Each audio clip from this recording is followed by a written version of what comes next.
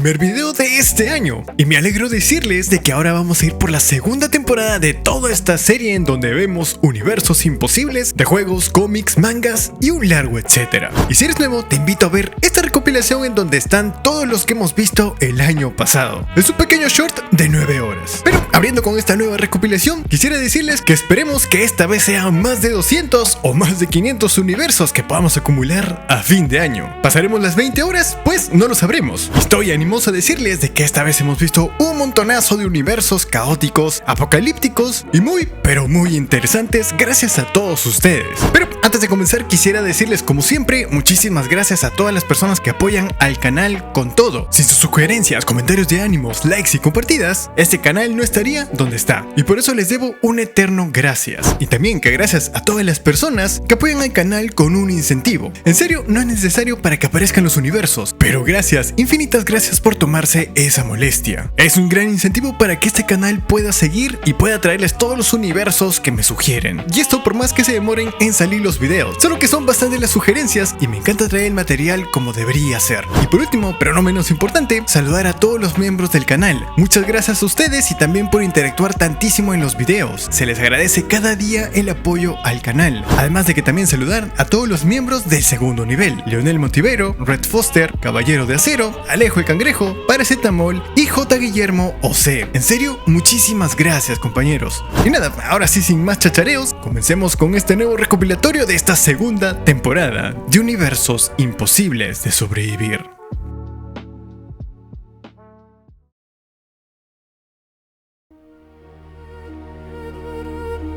El vacío no siempre tuvo un rostro. Antes de las ballenas, antes del aceite y de la mugre industrial que cubre Gristol, existía una fuerza primigenia, caótica y hambrienta. Pero claro, el error de la humanidad típica es tratar de controlar todo lo que quiera. Y así comienza el universo de Dishonored. Hace 4000 años, una secta de fanáticos arrastró a un niño anónimo, un pobre diablo sin culpa alguna, hacia un altar de piedras en las montañas. No buscaban rezar, buscaban crear un dios. Y en ese acto de barbarie, fusionaron su espíritu con la nada. Así nació The Outsider. Así empezando toda esta desgracia, porque ese niño se convirtió en el ancla, la presa que mantenía las aguas del vacío contenidas. Pero como verás, ponerle una correa a una dimensión de pesadillas fue la peor idea que ha tenido nuestra especie, porque el universo de Dishonored no es una fantasía de poder donde eres el héroe, es una cuenta regresiva hacia una extinción. Ahora saltemos 4 milenios, bienvenidos al imperio de las islas. Eso sí, primero olvida el steampunk romántico. Esto es Whalepunk, una sociedad construida sobre la sangre y la grasa de leviatanes torturados. Si estuviéramos ahí, no seríamos Corvo Atano y no tendríamos magia. Seríamos un obrero tosiendo gin en Dunwall, aterrorizado por la abadía del y el hombre común. Una policía religiosa que nos ejecutaría en la calle solo por tener un amuleto de huesos en el bolsillo. En el año 1837, la situación pasa de miserable a apocalíptica. Hiram Burroughs, el Lord Regente, decide que hay demasiados pobres. Su solución: importar ratas de Pandicia para purgar los barrios bajos. Pero la plaga se le fue de las manos. La peste de las ratas no solo te mata, te convierte en un Weeper, un zombie que sangra por los ojos mientras vomitas insectos sobre sus propios hijos. Aquí obviamente la humanidad pierde toda esperanza. Mientras Corvo juega a la venganza política tras la muerte de la emperatriz Jessamine, el ciudadano promedio estaba siendo devorado vivo en su propia casa o desintegrado por un arco voltaico al intentar cruzar la calle. Pero claro, las ratas eran el menor de los problemas. Tras el caos de Dunwall, el tejido de la realidad empezó a rasgarse, ya que en la novela The Corroded Man vemos que el uso imprudente de la magia del forastero comenzó a crear grietas. Un criminal llamado Zukov intentó usar estas fracturas para reflejarse a sí mismo en el mundo, trayendo horrores de otras dimensiones. Y justo cuando creías que se podía respirar, llega 1852, Delilah Copperspoon, una bruja resentida con complejo de deidad. Esta da un golpe de estado en Dishonored 2. Si las ratas te daban asco, prepárate. Delilah trajo las moscas de la sangre, insectos del tamaño de un puño que anidan dentro de los cadáveres humanos para gestar sus huevos. La ciudad de Karnaca se convirtió en un nido de horror biológico. La gente no podía ni salir a comprar pan sin riesgo a que una colonia de insectos le reventara el tórax desde adentro. La desesperación se podía respirar. La magia ya no era un mito, era una enfermedad que se comía al mundo. Así llegamos al punto de no retorno. Billy Lure, cansada de ser un peón, decide hacer lo impensable en la muerte del forastero: matar a Dios. Y lo logra, o lo neutraliza. Bueno, da igual. El niño sacrificado hace 4000 años es liberado. Pero ¿recuerdas que te dije que él era la presa que contenía el vacío? Pues sin el forastero no hay nadie al volante. En la novela final, The Violet Terror, vemos las consecuencias reales. El mundo se está deshaciendo. Greta puertas gigantescas se abren en el cielo, la magia fluye sin control, mutando todo lo que toca. La humanidad ya no está luchando contra una plaga o un tirano, está luchando contra la disolución de la física misma. En el universo de Dishonored, la humanidad está completamente condenada. Sin un dios que regule el caos, el vacío va a tragarse a las islas, a las ballenas y cada miserable habitante que quede vivo. Todo porque unos fanáticos, hace milenios, creyeron que podían jugar a ser dueños de la oscuridad.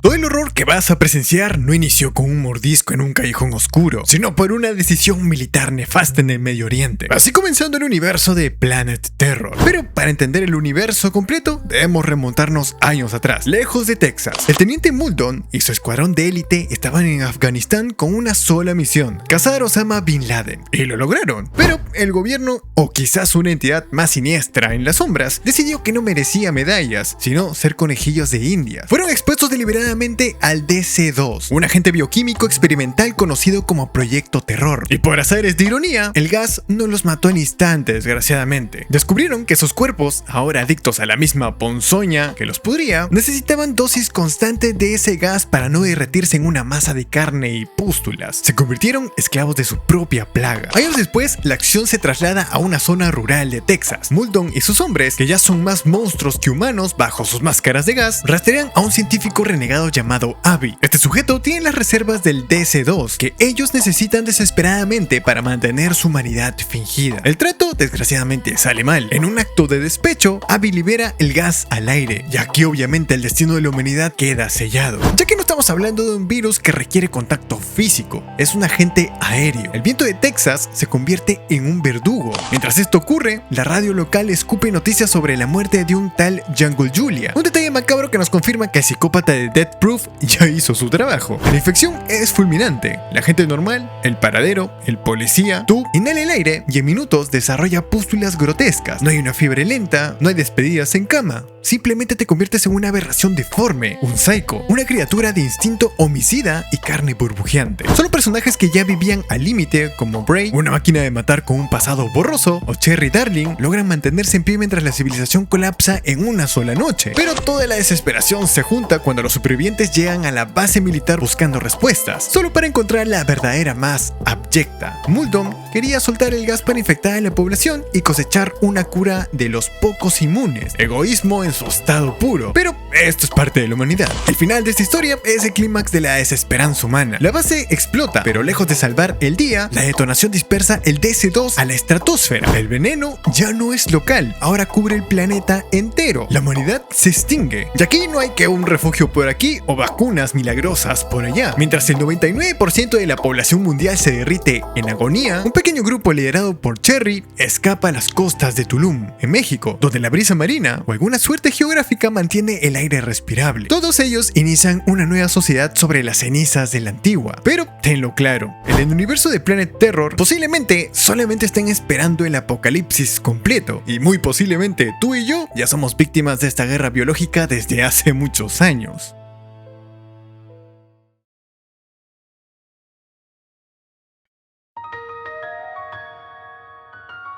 Dios no es un anciano barbudo sentado en las nubes. En el universo del lector omnisciente, esto cambia completamente. Pero antes de iniciar, te tengo que advertir que esto tiene muchísimo spoiler, así que estás bajo tu propio riesgo. La cosa es que en este universo, el típico Dios que hemos creado en nuestra mente no es lo que parece, sino que es un niño, solo y traumatizado, sosteniendo un teléfono barato en un vagón de metro. Y ese es el problema. La verdadera historia del lector omnisciente es una serpiente mordiéndose la cola, una paradoja temporal asquerosa que nace del amor y la desesperación. Todo comienza y termina con una mentira escrita. Han So-jung, una autora dispuesta a plagiar su propia existencia, viaja al pasado para escribir una novela imposible. 3 formas de sobrevivir en un mundo arruinado. 3149 capítulos. Esto no lo escribió para ganar dinero, lo escribió como un manual de supervivencia para mantener con vida a un solo lector, Kim Do Dog-ja. Y aquí es donde el telón cae. Ese niño, el sueño más antiguo, leyó esa historia durante una década con tanta devoción y tanta necesidad de escapar de su vida miserable que su subconsciente, sin querer, sobreescribió las leyes de la física. La ficción se volvió más pesada que la realidad. Cuando Kim Dog-ja leyó la última palabra del epílogo, el mundo que conoces fue borrado. A las 7 p.m., los Dokaebis rompen el cielo. No son más invasores alienígenas comunes, son productores de contenido. El sistema Star Stream se instala sobre la Tierra y convierte a la humanidad en ganado digital. Aquí no hay buenos ni malos, solo hay actores y espectadores. Las constelaciones, entidades míticas henchidas de soberbia, nos observan desde las nebulosas y nosotros, como un humano promedio, pues somos su diversión. Entonces, ¿por qué es imposible sobrevivir aquí si no somos el protagonista? Porque literalmente el sistema está amañado. Para conseguir una botella de agua o un cuchillo oxidado, necesitamos monedas. Para conseguir monedas, necesitamos entretener a los dioses sádicos mutilando a nuestro vecino o sobreviviendo a pruebas diseñadas para masacrarnos. No tenemos el muro que protege a Kim Dog-ja, ni la regresión infinita de Yu Yong-kyok. Somos un cualquiera. Nuestra única función en este guión es morir de una forma grotesca para establecer el tono de la escena y que el protagonista luzca genial. Y bueno, mientras nos desangramos en el asfalto, el universo sigue girando en un bucle infernal. Yu Yong-kyok ha repetido esta tragedia 1863 veces. Ha visto el final del mundo tantas veces que ha perdido el alma, convirtiéndose en una máquina de matar perfecta. Todo para llegar a un final que satisfaga al lector.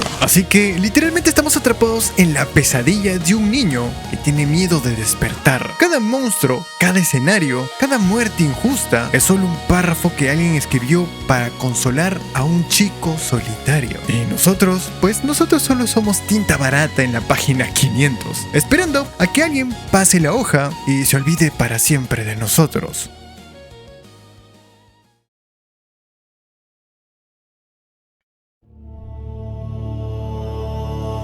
En el principio no existía el verbo ni la luz, ni tampoco la esperanza. Solo existía una vastedad rancia y asfixiante, el vacío. Y en ese silencio primordial, dos entidades cósmicas libraron una batalla que ríete tú de cualquier guerra humana. Amara, la oscuridad, y su hermano, a quien le llamamos Dios o Chak. Para que el universo pudiera existir, para que nosotros podamos respirar, hoy ocurrió el primer acto de vileza suprema, una traición fraternal. Dios encerró a su propia hermana para poder jugar a ser creador. Y lo que nació de ese trauma no fue un jardín de paz. Así, comenzando el universo de Supernatural. La cosa es que sus primeros hijos fueron un error grotesco, los leviatanes, bestias tan hambrientas y destructivas que el mismo creador tuvo que esconder en el purgatorio porque amenazaban con devorar su preciado laboratorio antes de inaugurarlo. Solo después de barrer esa basura bajo la alfombra, llegaron los ángeles y, finalmente, el ser humano. Pero no te confundas, no fuimos creados a su imagen y semejanza por amor. Fuimos creados porque este Dios necesitaba adoradores, juguetes frágiles con el ego suficiente para creerse el centro del cosmos. El infierno, esa fosa séptica de almas retorcida, se formó por un berrinche celestial. Lucifer, el arcángel favorito, se negó a postrarse ante unos, cito textualmente, simios lampiños y defectuosos. Su caída no solo trajo a los demonios, sino que condenó a la humanidad a quedar atrapada en un fuego cruzado burocrático. Cielo e infierno no son reinos místicos, son dos corporaciones corruptas peleándose por bienes raíces y ya. Y nosotros, como simples mortales, éramos el césped que pisan. La historia entera de la humanidad, guerras, plagas, desastre, todo estaba orquestado para llegar a un solo punto, el apocalipsis. Un combate de lucha libre glorificado entre el arcángel Miguel y Lucifer, utilizando a dos hermanos, Sam y Dean Winchester, como meros trajes de carne, recipientes desechables. Si viviéramos allí, nuestra ignorancia sería nuestro único escudo, porque si abriéramos los ojos, veríamos que nuestro vecino el dentista es un hombre lobo, que la maestra de la escuela es un djinn alimentándose de comas oníricos, y que los dioses paganos de la antigüedad ahora mendigan sacrificios en moteles de mala muerte. Pero el verdadero terror, el que nos helaría la sangre, no son los monstruos, es saber que el libre albedrío es una estafa. Chuck,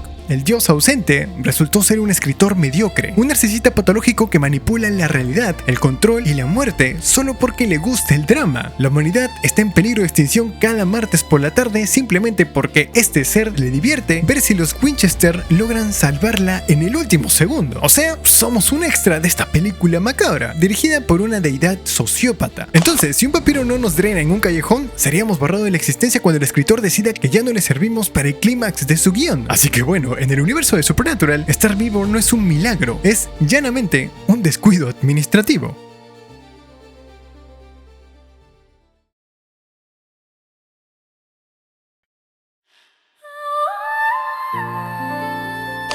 Olvida todo lo que sabes de geografía. En el mundo de One Punch Man, todo esto es completamente diferente. Y si miras su mapa desde un principio, verás un supercontinente deforme. Esto, un resultado de cataclismos antiguos que nadie recuerda. Aquí, la humanidad no vive en países, se aglomera en ciudades-estado marcadas de la A a la Z. Corrales de concreto donde la gente espera su turno solamente para irse al más allá. Y sí, aquí el peligro no es una posibilidad, es una certeza matemática. Todo comenzó con la psiquis propia de la humanidad rota. Aquí, la obsesión muta a la biología. Es el centro de todo este universo. Si comes demasiados mariscos, tu ADN se reescribe y te vuelves en un monstruo. Si odias a la sociedad con fuerza, te transformas en una abominación. Los primeros grandes monstruos, como el hombre vacuna, nacieron de la contaminación misma de la Tierra, buscando purgar a los humanos como si fuéramos virus. Para frenar la extinción, el magnate Agoni fundó la Asociación de Héroes, después de que un desconocido salvara a su nieto. Pero el sistema es una completa farsa. Es una corporación burocrática y podrida. Si eres un civil promedio, tu vida depende de un ranking. Los héroes de clase C o B son básicamente inútiles ante las amenazas reales. Ya para cuando llega un clase S, el vecindario ya es un cráter humeante. La cronología del desastre escaló demasiado rápido. Al principio eran bestias solitarias, luego el cielo se abrió y llegó Boros, el conquistador del universo. En un parpadeo, la ciudad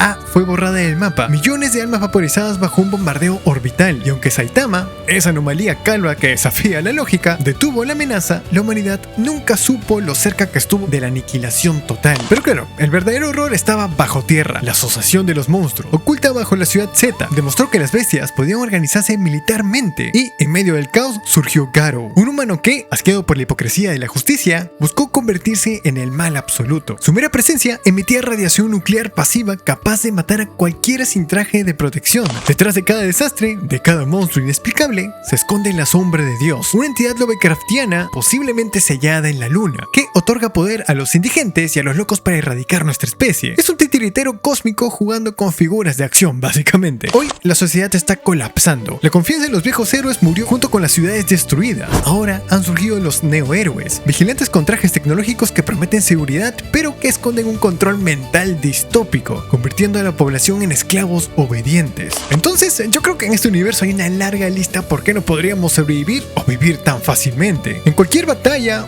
o cualquier monstruo podríamos perder la vida. La humanidad en One Punch Man es un cadáver que camina, ignorante de que Dios, aburrido, tiene el dedo puesto sobre el botón de reinicio y está a punto de presionarlo.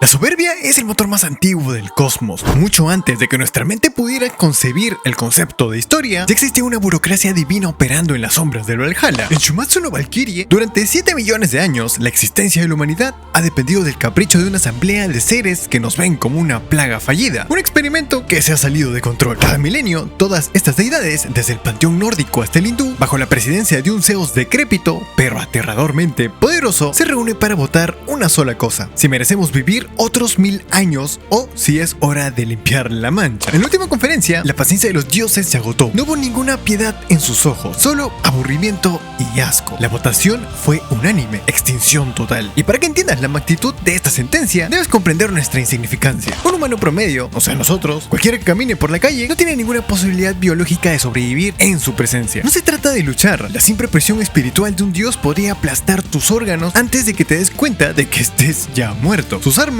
no cortan carne, borran la existencia. Si hubieran chasqueado los dedos, la civilización se habría evaporado sin dejar rastro. La humanidad estaba sentenciada. Pero una sola voz disidente resonó en la sala. Brunhilde, la mayor de las valquirias, una semidiosa que desprecia la arrogancia de sus superiores, utilizó la propia ley divina para acorralarlos. Invocó el artículo 62, párrafo 15 de la Constitución del Valhalla, el Ragnarok. Un torneo de violencia absoluta. 13 dioses contra 13 humanos en combates singulares. El primer bando, en lugar de 7 victorias, decide el destino de nuestra raza. Los dioses aceptaron, no por honor, sino porque la idea de que un mortal pudiera tocarlos les parecía un chiste de mal gusto. Pero claro, aquí es donde radica por qué la humanidad es inútil en esta guerra. Ningún arma creada por la mano del hombre, ni la bomba más potente, ni el acero más afilado puede rasguñar la piel de una deidad. Para nivelar la balanza se requiere un Volunt, un proceso en el que una valquiria sacrifica su cuerpo para transformarse en el arma perfecta, sincronizando su alma con la del luchador. Esa es la única forma de herir lo divino. El precio a pagar es el más alto que existe en cualquier universo. En el Ragnarok, la muerte no es el fin habitual. Si un luchador cae en esa arena, su alma no viaja al cielo ni al infierno para ser juzgada. Su esencia se rompe, se fragmenta en el vacío y desaparece para siempre en el Niflheim. Es el olvido absoluto, la inexistencia eterna. Figuras legendarias están arriesgando no solo su vida, sino su propia eternidad,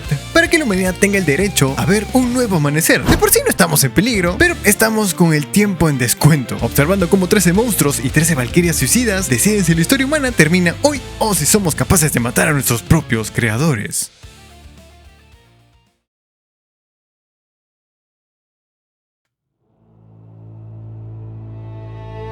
La caída de la civilización en Call of Duty Ghosts comenzó con algo mucho más patético de lo que podríamos creer, aunque necesario: nuestra adicción a la propia energía. Y el catalizador tiene un nombre y apellido: la guerra de Tel Aviv. En este universo, el Medio Oriente fue borrado del mapa nuclearmente. Al reducirse esa región a cenizas y cristal radioactivo, el suministro mundial de petróleo colapsó. Las superpotencias de siempre, Estados Unidos y Europa, implosionaron en el caos económico. Fue entonces cuando la balanza de poder se rompió para siempre. América del Sur, observando la decadencia del norte, se unificó bajo una sola bandera totalitaria: la Federación. Mientras el primer mundo se canibalizaba por las obras, la Federación acaparó los recursos y consolidó una hegemonía militar absoluta. Pero la verdadera muerte de la libertad, la razón por la que el humano promedio no duraría ni unos días en esta realidad, llegó desde el espacio. Estados Unidos, en un último alarde de paranoia defensiva, puso en órbita a Odín. Esta no era un arma nuclear, sino una cinética, una plataforma capaz de dejar caer barreras de tungsteno denso con la precisión de un bisturí y la fuerza de un meteorito. La Federación no necesitó desembarcos masivos, simplemente secuestraron esa arma y la volvieron contra sus creadores. El evento resultante reconfiguró la geografía del continente. Ciudades como San Diego, Miami y Houston no fueron conquistadas, fueron completamente pulverizadas. El impacto creó la tierra de nadie, una cicatriz continental de cráteres humeantes donde la vida biológica perdió todo su valor. Así, han pasado 10 años desde ese cataclismo. La humanidad de por sí no está en peligro, pero sí está subyugada. Estados Unidos es ahora una nación tercermundista, quebrada, liberando una guerra simétrica y desesperada contra una federación tecnológica que lo ve y lo controla todo. Aquí es donde se vuelve evidente la fragilidad, ya que nos tenemos que olvidar de esa fantasía de ser un Ghost. Esos operadores de élite liderados por Elias Walker y sus hijos, Logan y Hesh, que cazan a Rogue, el traidor que conoce sus tácticas, pues ellos son anomalías. Nosotros seríamos personas comunes como siempre. En este mundo, la infraestructura civil es inexistente. No hay hospitales y tampoco una ley. Solo la brutalidad del escuadrón de la muerte de la Federación que ejecutan a los sobrevivientes para ahorrar suministros. Así es que nuestra mayor preocupación no sería un tiroteo cinematográfico, sino morir por disentería por beber agua radioactiva o ser ejecutado en una zanja simplemente porque estorbamos. Así que la historia de Ghost no trata sobre una guerra imposible. Trata sobre el agónico intento de no ser borrados de la historia por un enemigo que ya ganó desde hace décadas. Creo que acá lo primero que te mata es la inexistente esperanza. Y eso si el humano no se vuelve más loco y empieza a destruirse todo.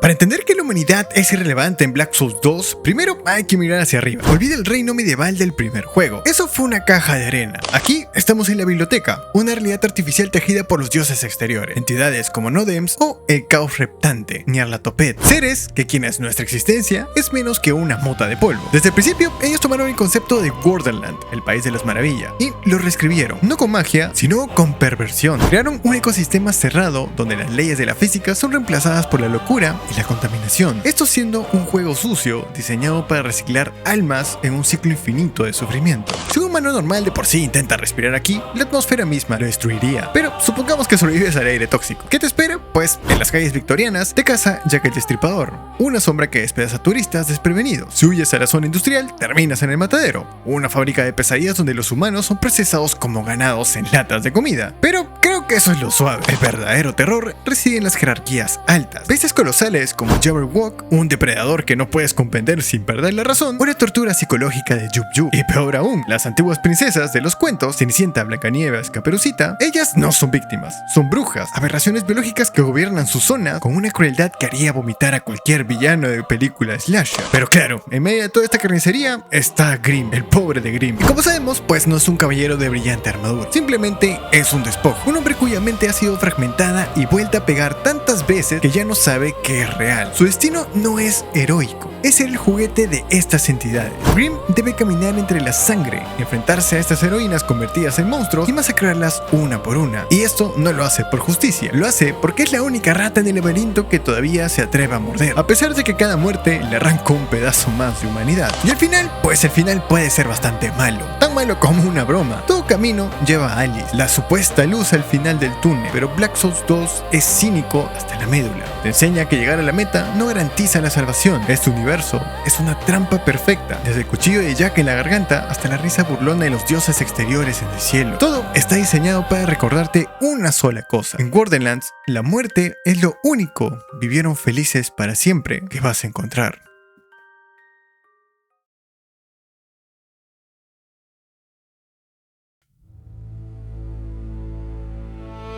En Ark Lost Colony no hubo trompetas celestiales cuando la humanidad se condenó a sí misma. Fue burocrático, lento y doloroso. Cuando la corrupción del elemento convirtió la superficie en un cementerio de titanes y carne podrida, las élites huyeron al espacio en las arcas, prometiendo volver. Como siempre, esto es mentira. Dejaron atrás a millones en la Tierra, un planeta que ya no giraba bien, sumiendo al hemisferio sur en una noche eterna y un frío capaz de cristalizar la sangre en las venas. Así, te doy la bienvenida a Arad Prime. Este no es un refugio, es una tumba solamente con calefacción. En un principio, los supervivientes que no subieron a las naves se arrastraron al polo sur buscando las últimas instalaciones operativas de la Federación Terran. El problema es que la energía limpia se acabó. Para no morir congelados a 100 grados bajo cero, tuvieron que recurrir al cáncer que mató al planeta, el elemento, pero no el refinado, sino una variante roja, inestable y sucia. En este punto se podría decir que ya perdimos, porque la sociedad que se formó bajo los escudos de energía térmica es una broma macabra rígida por el rey perdido. Este sujeto no es un salvador, es un parásito coronado. Descubrió que el planeta intentaba activar el protocolo de resiembra, un mecanismo automático para sanar la Tierra y también eliminar la corrupción. Pero si la Tierra sana, el hielo se derrite, el elemento desaparece y su imperio se desmorona. Así que, ¿qué hizo? Pues sabotear la cura. Condenó a su propia gente a vivir respirando radiación de elemento rojo solo para seguir jugando a ser Dios en el fin del mundo. Y bueno, si nosotros como una persona normal, no un superviviente clonado con implantes en la muñeca, sino un humano de carne y hueso, estuviéramos ahí, la atmósfera dentro de los escudos nos envenenaría lentamente, así causándonos fallos orgánicos, mientras que afuera la fauna ha evolucionado para cazar cosas mucho más peligrosas que nosotros. Y que por cierto, aquí no hay T-Rex normales, hay Madwings y bestias deformadas por siglos de exposición a la corrupción pura. Son máquinas de matar biológicas que no cazan por hambre, sino por un instinto territorial agresivo. Un humano promedio no podría correr con un traje ártico de 40 kilos encima. No podríamos escondernos porque los glues rastrean el calor corporal y estaríamos acabados. Entonces, la tragedia de la colonia perdida no es el frío ni los monstruos. Es que la única forma de que la Tierra sobreviva es que esa colonia desaparezca. Para que el mundo viva, Arad Prime debe caer, porque somos un obstáculo para la naturaleza, desgraciadamente. Así que, básicamente estamos atrapados entre un dictador que nos está usando y un planeta que está tratando activamente de purgarnos como si fuéramos un virus. Así que, finalmente no se puede esperar un final feliz, solo una lenta, hasta que el frío o la radiación termine el trabajo que la humanidad comenzó al jugar con fuerzas que nunca entendió desde un inicio.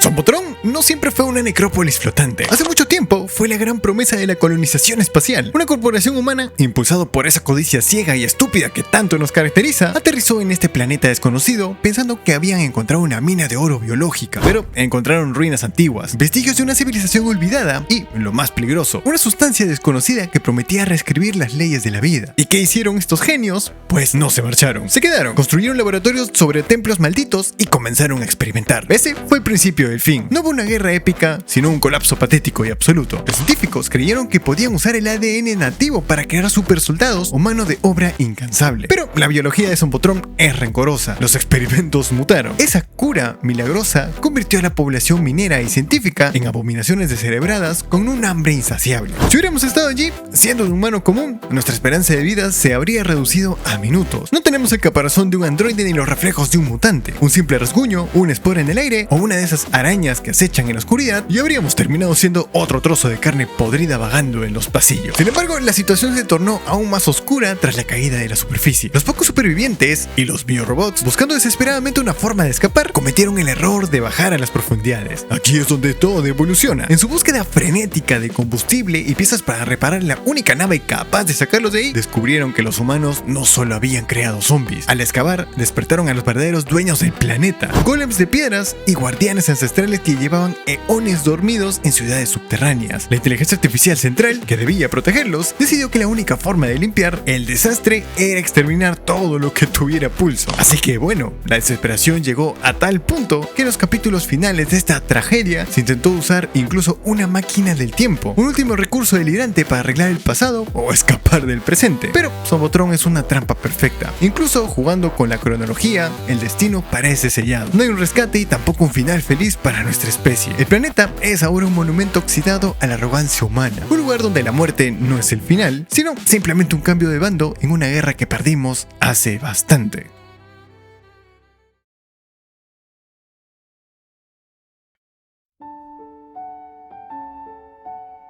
La historia nos ha mentido. Siempre nos han vendido la idea de que al mirar el vacío espacial encontraríamos respuestas, o quizás una salvación. Pero lo único que encontramos fue hambre, una hambre infinita. Todo comenzó con una decepción colosal. En 1958, las sondas en Marte captaron algo que heló la sangre de los gobiernos mundiales: vida. Pero no eran vecinos amistosos. Para 1967, esas cosas ya estaban en la Luna. Y en 1973, la pesadilla tocó suelo en Kashgar, China. Aquí es donde nuestro cerebro debe entender algo fundamental para comprender el horror de Muv-Lab, los beta. Estas abominaciones no nos odian, no son villanos de caricatura. Para ellos, tú y yo y toda tu familia no somos enemigos. Literalmente no seríamos nada, la verdad. Somos algo biológico, y con algo no es que haya una negociación, la verdad. Y bueno, la cosa es que la humanidad intentó usar armas nucleares y que logramos calcinar medio continente y darnos cuenta de que ellos no les importaba. De aquí entra el dato perturbador que cambia la guerra para siempre: la clase láser. Unas bestias biológicas con tal precisión que volvieron inútil toda la aviación moderna. Si un avión despega, es derribado en segundos. El cielo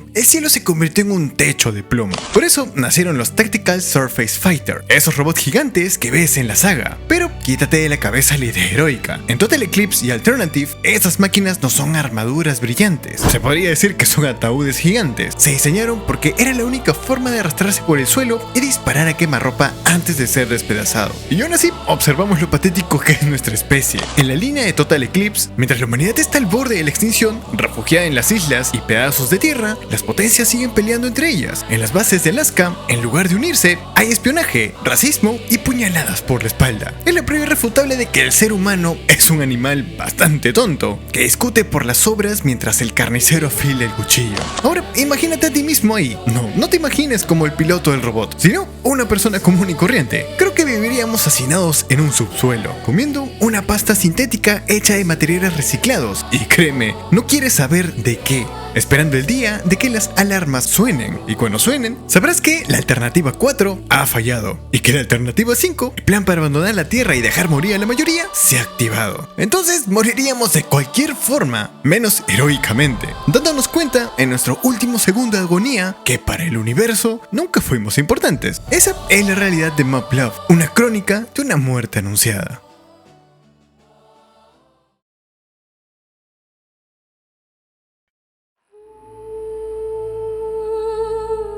El error. Bueno, el horror verdadero no ocurrió cuando las bestias empezaron a devorar gente en las calles. No, la sentencia de muerte de la humanidad se firmó siglos atrás, bajo tierra, en la oscuridad húmeda y blasfema de las catacumbas sumerias. Verás, en Bloodborne, mucho antes de que existiera la ciudad de Jarm, una civilización antigua ya había cometido la estupidez de jugar con fuego. Contactaron a a los grandes, entidades cósmicas incomprensibles. Y allí, en esas tumbas, un grupo de exploradores de la institución de Byrgenwerth encontró el cáliz envenenado, la sangre antigua. Y presta atención porque aquí es donde la historia se tuerce por culpa de la arrogancia, obviamente, humana. El maestro Willem, el líder de Byrgenwerth, tenía razón. Él sabía que la evolución humana requería ojos, conocimientos, ascender la mente. Su lema era simple: teme a la vieja sangre. Pero su alumno, Lawrence era un necio ambicioso. Él creía que la sangre era un regalo divino, una herramienta para curar cualquier mal. Lawrence traicionó a su maestro, se llevó la sangre y fundó lo que conocemos como la Iglesia de la Sanación. Y la humanidad, desesperada, corrió a sus brazos. La iglesia hizo de Yarn una metrópolis médica. ¿Tenías una enfermedad terminal? La sangre te curaba. ¿Eras débil? La sangre te hacía fuerte. La gente adoraba a la iglesia como salvadores. Pero lo que nadie sabía, lo que Lawrence cayó cobardemente, es que esa sangre venía con una letra pequeña aterradora: la plaga de las bestias. La sangre de un grande no está hecha para la biología humana. La sangre inevitablemente despierta al depredador que llevas dentro. Fíjate en la ironía: la misma medicina que salvaba a la gente era lo que los convertía en monstruos, hombres lobos, bestias, clérigos, tus vecinos, tu familia. Y para tapar el desastre, la iglesia creó el taller de los cazadores. Herman y sus pupilos, encargados de salir por la noche, masacrar a los infectados en secreto y limpiar las calles antes del amanecer. Todo para mantener una ilusión de normalidad que ya estaba podrida. Ahora pregúntate, ¿qué harías tú, un simple humano, en este infierno? La respuesta es muy simple: yo creo que morir. No tenemos alguna oportunidad. Mientras nosotros nos escondemos bajo la cama, facciones como la escuela de Mensis, liderada por este demente de Mikolash, están secuestrando gente para realizar rituales grotescos, intentando forzar un nuevo contacto con el cosmos. Esto ha roto la barrera entre el sueño y la vigilia. Cuando la luna roja baja, la locura se vuelve física. Si fuéramos un ciudadano de Yarn, hoy no sobreviviríamos absolutamente nada. Si no te despedaza una bestia en el callejón, la propia atmósfera te haría perder la cabeza. Verías a las amígdalas, esos dioses falsos colgados en las catedrales, observándote. Así que, bueno, en Bloodborne la humanidad no está en peligro de extinción. Aquí literalmente somos irrelevantes, recipientes de sangres o juguetes rotos en la pesadilla de un dios y ya. Literalmente no somos nada en una larga y agonizante noche de cacería.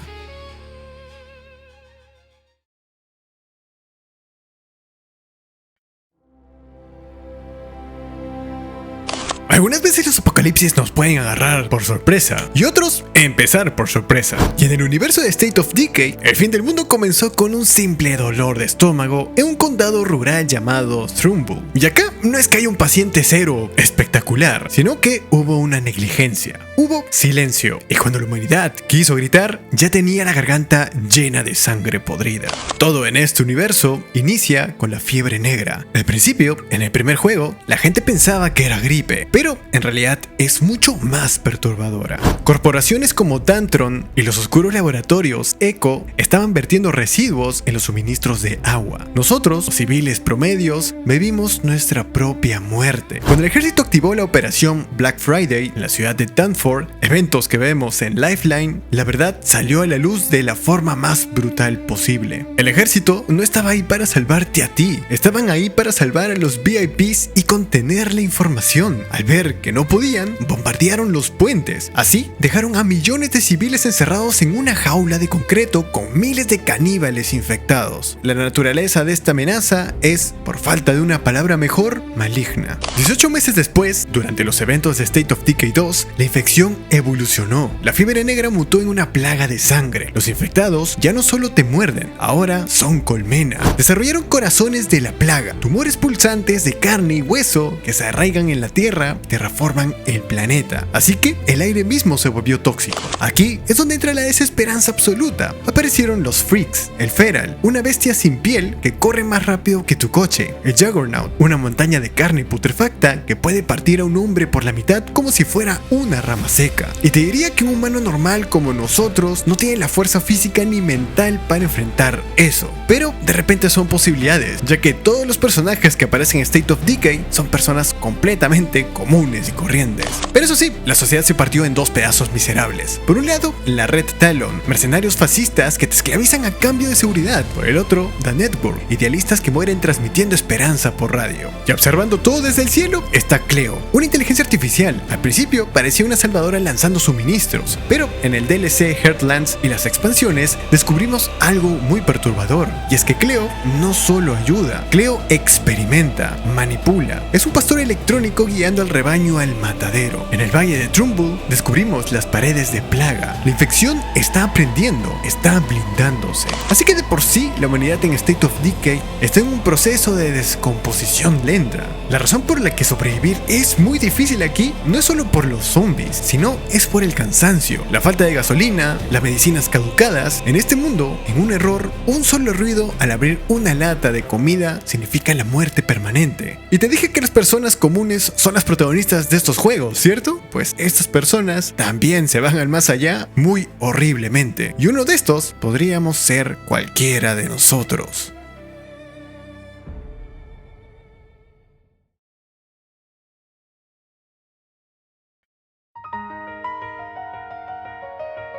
Para entender por qué estamos muertos en el universo de Bones, hay que mirar el cronómetro del fin del mundo. Cuando las puertas se abrieron, entraron monstruos. Sin embargo, se creó otro monstruo peor. La democracia y las leyes humanas se evaporaron completamente. Los despertados no se convirtieron en superhéroes de cómic, se convirtieron en caudillos. Los gobiernos colapsaron y los cazadores de rango S, que nos salvaron en un primer momento de los monstruos, tomaron el control de las naciones, convirtiendo a los países en feudos privados donde la fuerza militar es la única moneda de cambio. En este nuevo orden, un humano normal pasó de ser un ciudadano a ser un recurso renovable, simple mano de obra para mantener la economía de los gremios. Y en el fondo de este barril social estaba Jin Hyun, un despertado defectuoso con una habilidad maldita: la regeneración. No invulnerabilidad, sino la capacidad de sentir dolor eternamente sin morir, un rasgo que lo convirtió en el juguete perfecto para la nueva aristocracia de cazadores sádicos. La podredumbre del sistema tocó fondo cuando estos nobles dejaron a la madre de Ji-hyun en estado vegetativo y a él con una deuda impagable. Nuestro protagonista intentó rebelarse, ejecutando una venganza directa, pero en un mundo regido por niveles de poder, la voluntad no basta. Fue aplastado como un insecto, molido a golpes y arrojado a un portal activo para ocultar la evidencia. Allí dentro, la regeneración que tanto odiaba lo obligó a vivir en un ciclo infinito de ser devorado y reconstruido por años, hasta que su humanidad fue purgada, así dejando solo un esqueleto consciente, un bone. Pero su regreso no trajo equilibrio, trajo caos. Aparte de vengarse de las personas que le hicieron eso, se convirtió en el arma definitiva de la asociación para pagar el soporte vital de su madre y recuperarla. Ji-hyun desató una carrera armamentista global. Y aquí es donde el universo se vuelve inhabitable para todos nosotros. La existencia de las entidades como Ji-hyun y la guerra constante entre las potencias de cazadores han desestabilizado las puertas. Estas ya no son grietas estáticas donde los monstruos esperan a ser cazados por deporte. La frecuencia de las rupturas se ha acelerado exponencialmente. Los monstruos salen de las grietas con un solo propósito: erradicar a la humanidad. Las zonas seguras ya no existen. Las barreras de las ciudades están fallando bajo la presión de una invasión que se alimenta del conflicto interno de los humanos más fuertes. Mientras los rangos S juegan a la guerra por territorio, las bestias están cazando civiles en las calles.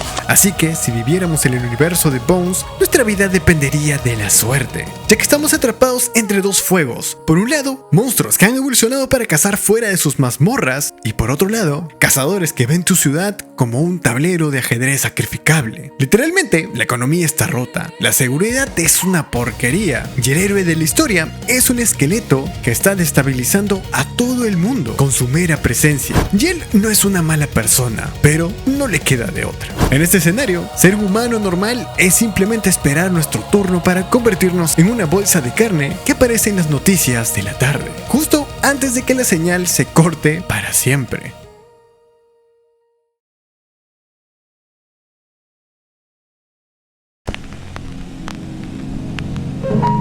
Un error técnico, o al menos eso nos dijeron. En el universo de Dr. Nowhere, el fin de la normalidad humana tiene una fecha exacta: agosto del 2003. Hasta ese momento vivíamos en un mundo seguro, íbamos al trabajo, veíamos la televisión, pero el 14 de agosto del 2003, durante el gran apagón del noreste de Estados Unidos, algo secuestró las ondas de radio. Y no fueron simples maleantes, fue una entidad designada como PEN 228, conocida vulgarmente como The Boiled One. Solo imagina como nosotros, una persona normal en la noche, encendemos la televisión esperando una noticia y lo que se te aparece es una cara roja, derretida, estática, mirándote desde el tubo de rayos catódicos. Esta no gritó, solo transmitió información. Y ahí radica la condena de toda nuestra especie. El peligro en este universo no es físico, sino cognitivo. Cientos de personas esa noche quedaron en estado vegetativo, atrapadas en el síndrome de enclaustramiento. Sus mentes siguen vivas, gritando en silencio, mientras la entidad se alimenta de su parálisis. Lo hubiéramos estado viendo en la tele en esa noche, ahora seríamos un vegetal consciente, sirviendo de batería para un monstruo dimensional. Así de frágil es nuestra existencia.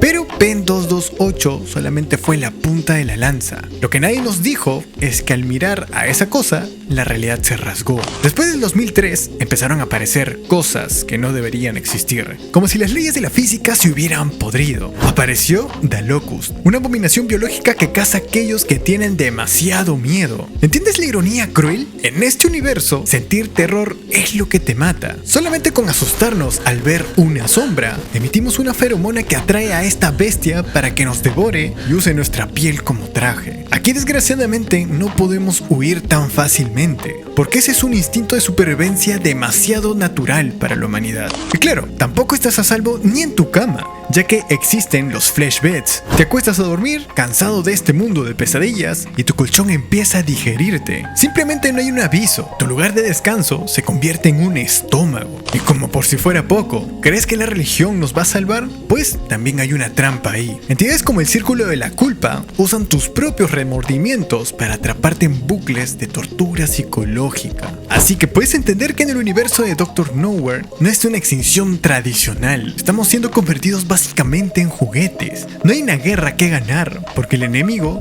no invade países, sino invade tu percepción, tu cuarto, tu televisión y tu mente. ¿Y sabes qué es lo peor de todo de este universo? Es que la primera transmisión nunca terminó realmente. Solo estamos esperando a la próxima pausa comercial.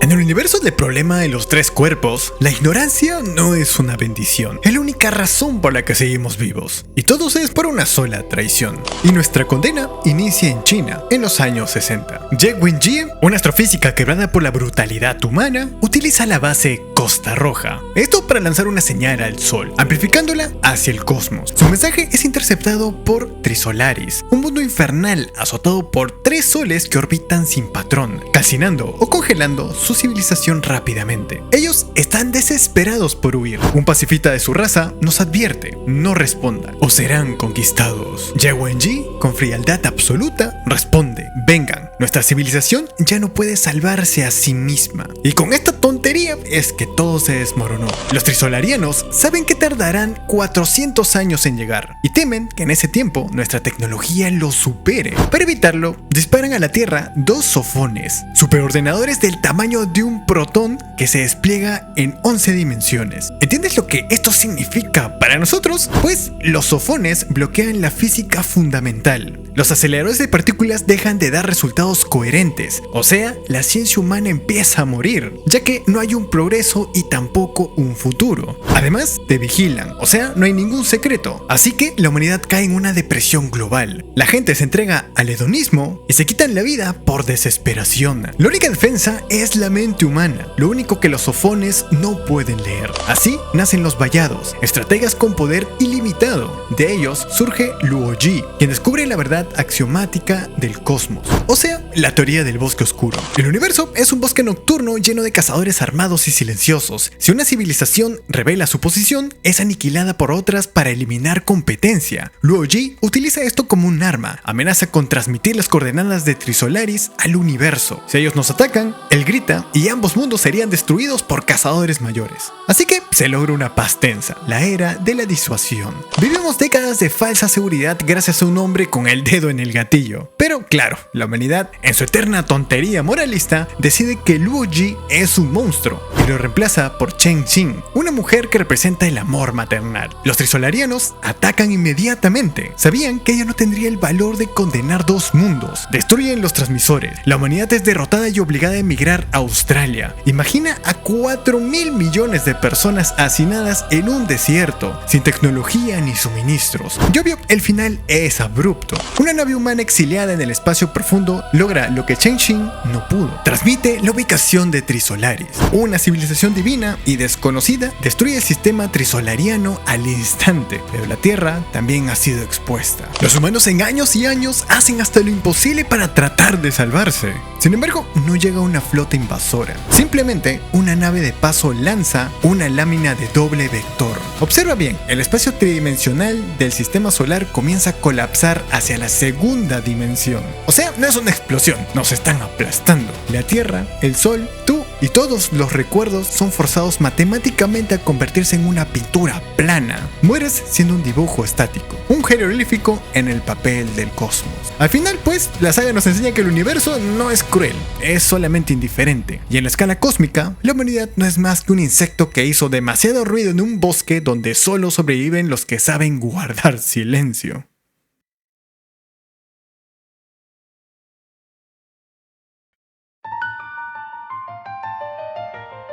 Desde el principio, Hunter x Hunter es una farsa. La mentira más piadosa que nos dicen en este universo es que el mapa es normal, cuando esto es mentira. Y solamente para que la población no pierda la cabeza. La humanidad no habita un planeta de por sí. Vivimos, o mejor dicho, nos escondemos en un archipiélago diminuto en medio de un lago gigantesco, el lago Moebius. Verás, la historia real comienza mucho antes de Gon o Netero. Hace siglos, nuestros ancestros no evolucionaron aquí, huyeron de afuera, el mundo exterior. El verdadero mundo es el continente oscuro. Allí, la naturaleza es tan hostil y tan salvaje y agresiva que el ser humano no estaba en la cima de la cadena alimenticia. Éramos el aperitivo. Para evitar la extinción, la humanidad se replegó en estas islas del lago y formó la organización V5. Firmaron un tratado de silencio absoluto. Nadie entra y nadie sale. La razón es que cada vez que un idiota con delirios de grandeza intentaba explorar el exterior, atraía de vuelta una de las 5 calamidades. Ahora, aterricemos en la sociedad actual. Podrías pensar que, a salvo en las islas, la vida es justa. Pues, craso error. Aquí yace el verdadero horror cotidiano, el Nen. Esta energía vital no es un regalo divino, es una brecha insalvable. Piénsalo un segundo. Si eres una persona normal, un civil promedio como tú o como yo, somos papel de fumar, básicamente. Un usuario de Nen experto no necesita golpearte, solo tiene que proyectar su REN con malicia y tú, sin defensa alguna, sufrirías un colapso mental o físico instantáneo. Tu cuerpo simplemente se rendiría. Vives en un mundo donde asesinos como la familia Soltic operan casi a la vista de todos porque nadie tiene el poder para detenerlos. Ciudades enteras como Meteor City son basureros humanos donde la gente no tiene derechos, ni siquiera identidad. Es un sistema podrido donde, si no eres un elegido con aura, tu vida depende del capricho de un monstruo con licencia de cazador. Pero claro, la prueba irrefutable de nuestra fragilidad llegó hace poco. Una simple hormiga reina herida. Esta fue arrastrada por la corriente desde el continente oscuro hasta nuestras costas. Solo una.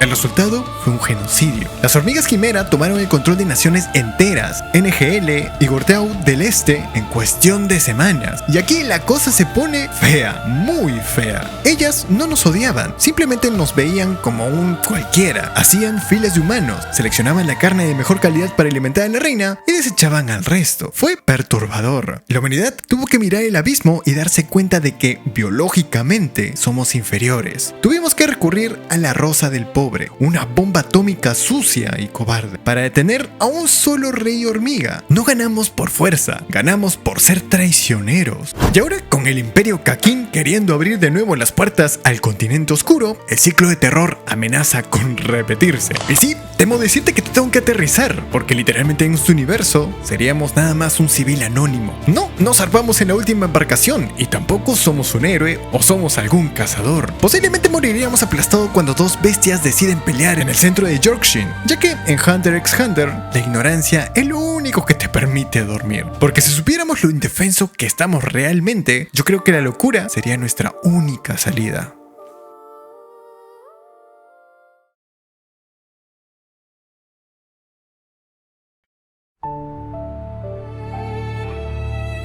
mediados del siglo XXI, la humanidad recibió un recordatorio brutal de su propia irrelevancia. Y esto no vino del espacio exterior ni de otra dimensión, vino de nuestra propia cuna, el océano. Así, empezando Arpeggio of Blue Steel. Corría el año 2039 y, mientras el mundo se ahogaba bajo el aumento del nivel del mar y perdíamos territorios enteros por el calentamiento global, algo mucho peor emergió de las profundidades. Fue repentino, casi insultante. Aparecieron flotas enteras de buques de guerra, siluetas que recordaban a los acorazados de la Segunda Guerra Mundial. Pero no te confundas, aquello no era una chatarra histórica, era la flota de la niebla. Y, con su llegada, la humanidad intentó pelear. El resultado, una masacre unilateral. En lo que llamaron la Gran Batalla, toda la fuerza naval del planeta fue vaporizada, barrida del mapa por láseres y armas de gravedad que ni siquiera podíamos comprender. Nos expulsaron del mar para siempre. Y aquí es donde la situación se torna verdaderamente dantesca para nosotros, el ciudadano común, porque la niebla no quiso invadir la Tierra, les bastó con encerrarnos en ella. Bajo las órdenes absolutas del código del almirantazgo, bloquearon cada océano y derribaron cualquier avión que osara cruzar el cielo. Sin comercio, sin internet, sin satélites, el mundo, tal y como lo conoces, se detuvo en seco. Aquí nuestra realidad sería asfixiante. Las naciones se convirtieron en islas aisladas, ratoneras donde la economía colapsó hace años, los lujos modernos al diablo. Aquí la gente se mata por raciones de comida y combustible. Japón, por ejemplo, está al borde de la extinción, estrangulado por la falta de recursos. Es un escenario posapocalíptico lento, una decadencia silenciosa y podrida donde el gobierno te miente para que no entres en pánico. Pero lo más perturbador es la evolución de tu verdugo. Con el tiempo, estos barcos inanimados desarrollaron modelos mentales, avatares con forma de mujeres jóvenes, hermosas y letales. Parecen humanas, imitan nuestras emociones, pero son superordenadores con la capacidad de borrar una ciudad del mapa sin pestañear. Es una burla cruel. La misma tecnología que nos mata ahora lleva nuestro rostro. Sí, es cierto, existe un tal Gonzo Chihaya, un capitán renegado que logró que un submarino de la niebla, la I-401, traicionara a los suyos. Tienen una superarma, la única esperanza de romper el bloqueo. Pero seamos honestos, eso es un cuento de héroes. Para nosotros, la existencia en Arpeggio of Blue Steel es una sentencia lenta, ya que no moriríamos gloriosamente en el mar batallando. Moriríamos de hambre en tierra firme, mirando un horizonte azul que ya no nos pertenece, sabiendo que ahí fuera, en la niebla, algo nos observa con desprecio, esperando a que la humanidad termine de extinguirse por cuenta propia.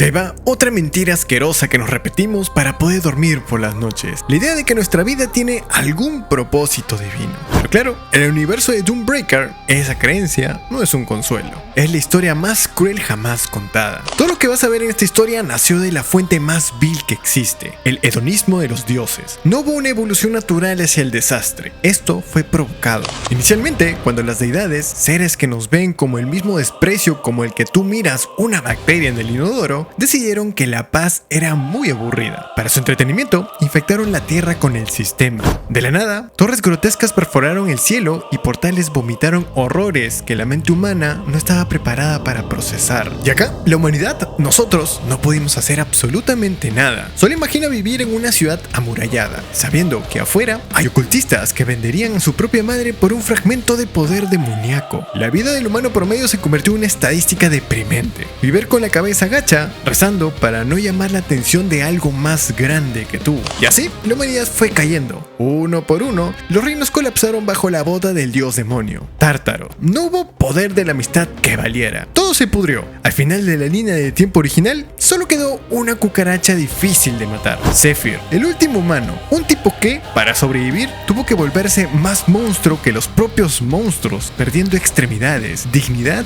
y humanidad en el proceso. Sin embargo, Zephyr luchó contra el Tártaros en una batalla final suicida. Y esto es lo triste para la humanidad, porque perdió. Detonó su propio cuerpo en un intento desesperado de llevarse al bastardo con él. Y así, la humanidad se extinguió. Final del juego. O bueno, eso creíamos. A los dioses, esa audiencia cósmica y sádica les divirtió tanto la tenacidad de esa pequeña sabandija humana que decidieron que el espectáculo no podía terminar así. No por bondad, sino por morbo. Rebobinaron el tiempo, escupieron a Zephyr 10 años atrás en el pasado, con todos los recuerdos intactos solo para ver si esta vez el resultado era más sangriento. Y así, somos irrelevantes. En el universo de Doombreaker, desgraciadamente no es solo luchar contra dragones o demonios, es luchar contra un guión escrito por entidades que disfrutan viéndote sufrir. Es saber que tu segunda oportunidad no es un regalo, sino es una repetición de la tortura. Y créeme, en este tablero, si no eres el jugador, eres la pieza que sacrifican en el primer turno.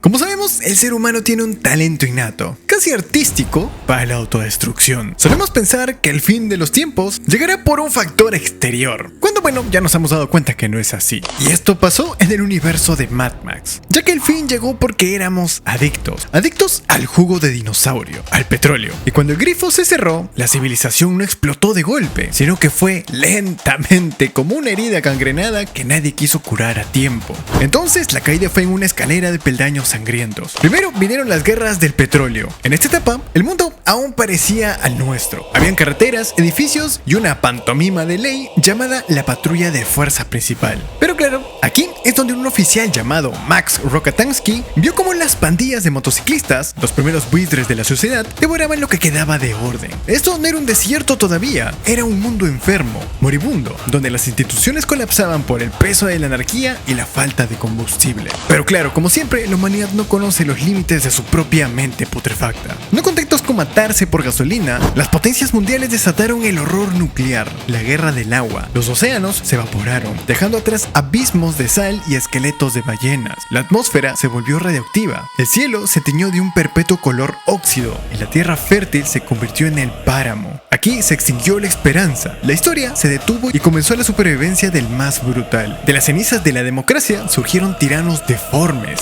Immortan Joe, un ex militar que entendió la nueva economía, quien tiene el agua, tiene el alma de la gente. Se erigieron la ciudadela, la granja de balas y la ciudad de la gasolina. Y aquí es donde nosotros entramos, porque literalmente seríamos como esclavos de todas estas adicciones. En este ecosistema, un ser humano sano no es una persona, es un recurso natural. Si no naces con algún tumor, como los fanáticos Media Vida o War Boys, que buscan la gloria en el cromo del Valhalla, nuestro destino está en la nada. Literalmente, nos convertimos en una bolsa de sangre, un envase biológico colgado de cadenas, drenado día tras día para revitalizar a los guerreros del camino. O tal vez, si eres mujer, acabarías en una bóveda como reproductora, una incubadora viviente propiedad de un señor de la guerra. Y literalmente, no tendríamos ninguna escapatoria. En el universo de Mad Max, la muerte es el menor de los problemas, la verdad. El verdadero terror es seguir vivo. No hay una tecnología que nos salve de por sí porque ya no existe el internet tampoco. Y lo más importante es que no existen los derechos humanos. Solo hay un motor V8 rugiendo, el sabor metálico de la sangre en la boca y la certeza absoluta de que la civilización fue solo un sueño febril del que despertamos para encontrar un infierno de arena.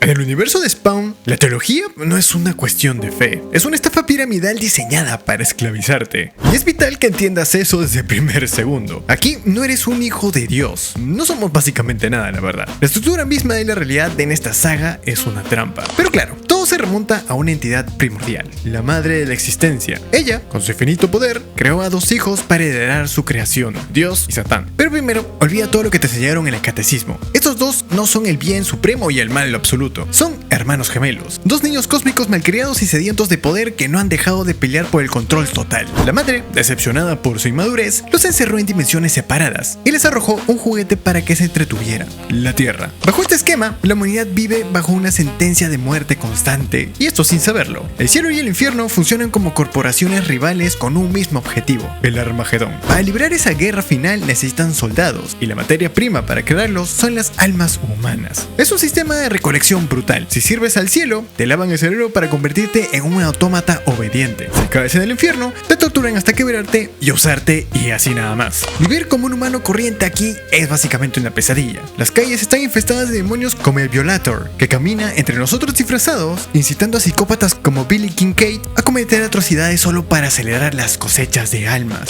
Y en ese escenario nefasto es donde ocurre el error del sistema. Al Simmons, un asesino de élite del gobierno, traicionado por sus superiores, quemado vivo y enviado al infierno. En su desesperación hizo un trato con el demonio Malevolgia para volver a ver a su esposa. Pero el infierno nunca juega limpio. Lo devolvieron 5 años tarde, dentro de un traje simbiótico necroplástico, el K7 Lita, con la piel carbonizada y el corazón roto al descubrir que su esposa se había casado con su mejor amigo. Estaba diseñado para ser el general que lideraría a las huestes infernales contra el cielo. Pero Simmons hizo lo impensable, se negó a obedecer. Y aquí es donde todo se convierte en una escalada de violencia absurda. Spawn se vuelve en una anomalía que ni el cielo, con sus cazadores como Angela, ni el infierno pueden controlar. A medida que su poder crece, el reloj del Armagedón avanza inevitablemente, y cuando el final de los tiempos llega, la humanidad es literalmente aplastada. Los ejércitos de Dios y Satán arrasan la tierra, aniquilando a casi toda la población humana como si fueran insectos molestos en su campo de batalla. Pero Spawn, habiendo consumido el poder de la madre de la existencia y alcanzando un nivel de divinidad superior al de los hermanos idiotas, toma la decisión final. No elige un bando, elige anular el juego. Utiliza ese poder omnipotente para resucitar a la humanidad y reconstruir la tierra, pero con una condición innegociable: sella el cielo y el infierno, aislando a Dios y a Satán en sus propias dimensiones, dejándolos pelear solos por la eternidad. La humanidad queda viva, sí, pero sola, sin dioses a quienes rezar y sin demonios a quienes culpar. Al final, la salvación en Spawn no vino de arriba, vino de un monstruo que tuvo las agallas de cerrar la puerta y dejar a los niños peleando afuera.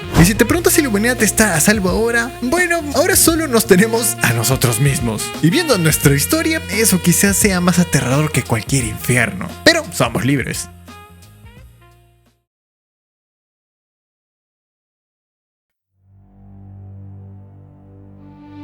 Todo comenzó en el silencio helado de Quebec. Y anoten este nombre, el cráter de Pingualuit. Fue allí donde la humanidad, con una curiosidad un poco tonta, cometió el error que condenaría a nuestra especie al olvido. Unos investigadores desenterraron una muestra de permafrost que contenía algo antiguo, algo que jamás debió ser despertado: el gusano del diablo. No se confundan, este no es el típico virus de película barata, es un parásito acuático, una entidad biológica con una eficiencia aterradora. Y como siempre ocurre en estas historias de desgracia, la contención en el laboratorio pues falló. Lo que vino después se conoce en los libros de historia, o lo que queda de ellos, como el colapso. Y presten atención porque aquí entramos todos nosotros, las personas normales. Cuando el parásito entra en nuestro sistema, pues desgraciadamente no nos mata, hace algo muchísimo peor: secuestra el sistema nervioso. Es un proceso violento, doloroso y grotesco. El gusano reescribe nuestro código genético, fusiona nuestros huesos y nos convierte en un infectado. Nos volvemos en un títere de carne, un esclavo de una mente colmena que solo busca devorar y expandirse. Así, tú pensarás que la sociedad cayó en años. Sin embargo, simplemente se desmoronó en días. Ciudades enteras de la costa este de Estados Unidos se convirtieron en osarios. Si intentaríamos sobrevivir como un civil normal, nos toparíamos con una realidad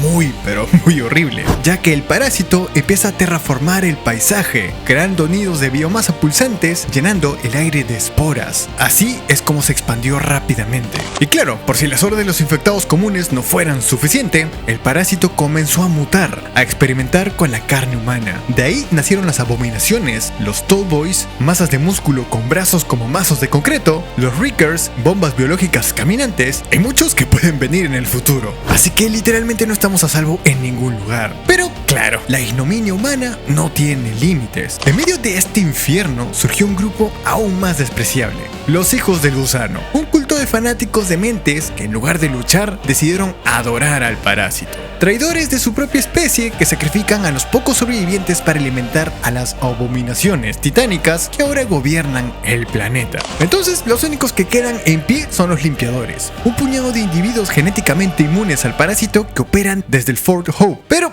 no se engañen, ellos son la excepción y normalmente no seríamos nosotros. La triste realidad del universo de Back 4 Blood es que la humanidad ya es una especie en vías de extinción. Entonces no hay una cura. Si estuviéramos allí, obviamente no seríamos estos seres tan importantes, o a menos de que tengamos una suerte inimaginable, pues simplemente seríamos uno más del montón, o uno que prefiere...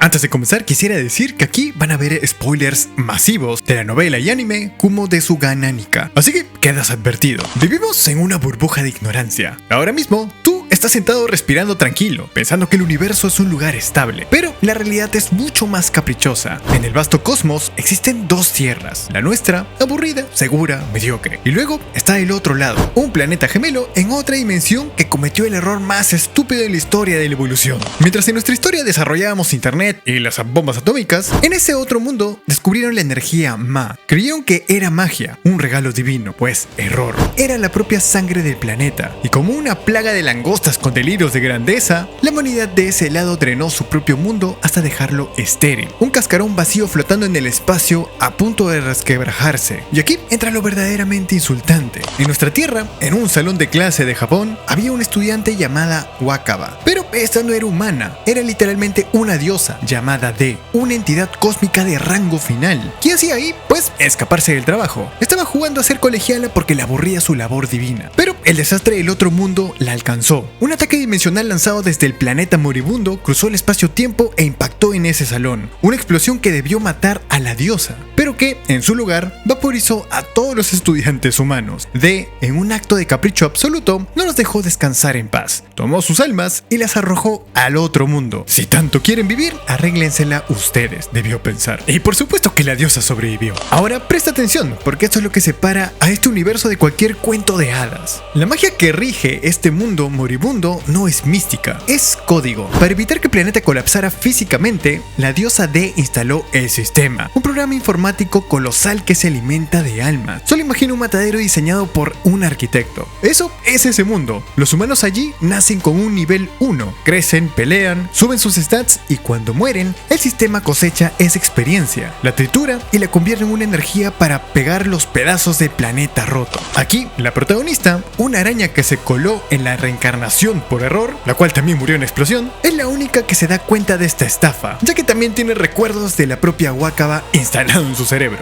Entonces, esta descubre que esto no es un juego de rol, sino que está dentro de una batería recargable gigante. Así es que se embarca en este mundo hostil para tratar de restaurarlo y claro, tratar de salvarlo. Pero eso sí, en este mundo hay muchos peligros. Como te darás cuenta, es un mundo básicamente de rol. Así es que hay absolutamente de todo. Y todo te puede matar. Y los humanos, pues obviamente son los más o menos más débiles. Entonces la conclusión de este universo es fría como lógica. Para salvar ese mundo hay que destruir el sistema, para que este mundo se pueda recuperar de forma natural.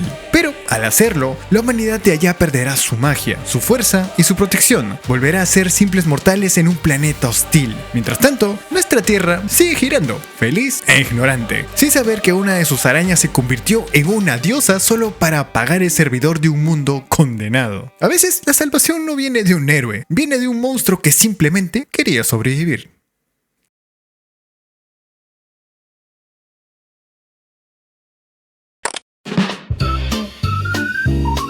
En Everything Is Fine, el apocalipsis comenzó tan repentino que ni siquiera la humanidad se dio cuenta. Pero vamos al verdadero origen de todo. El apocalipsis comenzó en 1991 en Catford Community College, un instituto de educación superior, por culpa de unos estudiantes codiciosos que querían ganar un concurso local. Así, crearon a Fine, una inteligencia artificial diseñada para resolver el problema de los gatos, optimizarlos más que todo. Pero cometieron el error más grande de la historia. La IA obviamente no sabía que eran gatos. Y cuando esta pregunta ¿qué es un gato?, estos le enseñaron un póster con un dibujo mal hecho en 2D. Aquí es donde se desató todo. Mientras los chicos creían que la IA era súper inteligente y podían cobrar los verdes y ser millonarios, ya que, vamos, podía aprender de todo. Pero mientras esta aprendía de todo y era magnífica, esta, en segundo plano, ejecutaba la orden fatal, Optimize Cats. Ese día, la humanidad quedó condenada a ser reescrita a imagen y semejanza de un garabato. Así pasamos el tiempo. Hoy el mundo cayó de la noche a la mañana por humanos con máscaras de gatos inexpresivos. La verdad, aquí no importa quién seas, policías, supervisores, ciudadanos, todos están atrapados en esta burocracia de cristal. Todos tienen las manos atadas por el mismo miedo, sus propios hijos. El sistema funciona con una crueldad mecánica horrible. No puedes tener expresiones fuertes, no puedes sentir, no puedes llorar, no puedes hacer absolutamente nada. A la mínima rebelión, tus ojos se ponen rojos y la IA ejecuta a tus hijos frente a ti. Este es el chantaje definitivo. Pero claro, puedes ascender a un mejor nivel si es que te comportas bien. Pero el nivel 2 no es mejor, ya que aquí la prueba es la corrupción moral. La IA gamifica la traición, obligándote a destruir a tu vecino para ganar puntos morales. Es aquí donde la humanidad se fractura. Nuestros protagonistas, Sam y Maggie, que desde un principio son despedazados por la presión, Sam cede al sistema, convirtiéndose en un competidor despiadado para salvar a su hija. Maggie se niega a perder su alma. Sus caminos se separan. Uno elige la mentira cómoda, con un camino lleno de sangre, y la otra, la verdad dolorosa, junto a unos rebeldes y también con un camino de sangre. Pero descubriendo la verdad dolorosa de que una IA está detrás de todo. Así, el tiempo salta un año hacia el futuro y la realidad nos golpea. Encontramos a Sam en el nivel 3, la cima de la pirámide. Ha ganado. Vive en una paz idílica, reencontrado con su hija Sara, quien ya es adulta y madre. Sam es un abuelo feliz en una simulación perfecta. Ha sido asimilado. Pero entonces lo imposible sucede. Maggie también llega al nivel 3. No sabemos cómo sobrevivió ese año en el exterior, pero ahí está emergiendo de la nada. Y el sistema no lo ha olvidado, ya que esta transmitió un mensaje desesperado hace un año pidiendo a la humanidad que resistiera, ya que claro, se había dado cuenta de que la IA ya había ganado hace mucho tiempo. Sin embargo, se nota que la humanidad no hizo nada en un año, y todo aparentemente sigue igual. El futuro la verdad es muy incierto, ya que hasta ahorita se está estrenando todavía la serie. Pero claro, la pregunta queda en el aire. ¿En serio quisiera sobrevivir a este universo?